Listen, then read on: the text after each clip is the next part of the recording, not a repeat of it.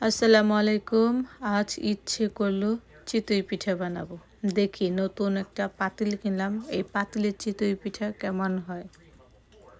তো চলুন দেখা যাক। বিসমিল্লাহির রহমানির রহিম। পিঠাগুলো যেন সুন্দর হয়। তো আল্লাহ ভরসা, দেখা যাক পিঠাগুলো কেমন হয়। মনে হয় পিঠাগুলো ভালোই হবে, তারপরেও দেখা যাক। দেখতেই থাকুন পিঠাগুলো কি অবস্থা।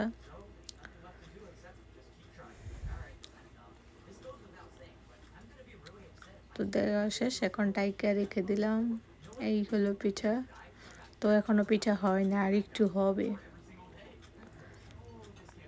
আসলে পিঠা বানাতে ধৈর্যের প্রয়োজন।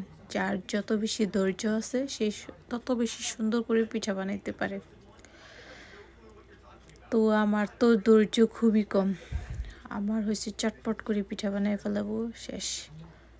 তো আলহামদুলিল্লাহ পিঠাটা ভালোই হয়েছে। খেতে কেমন হয় জানি না। তো ভালো থেকেন, আল্লাহ হাফেজ।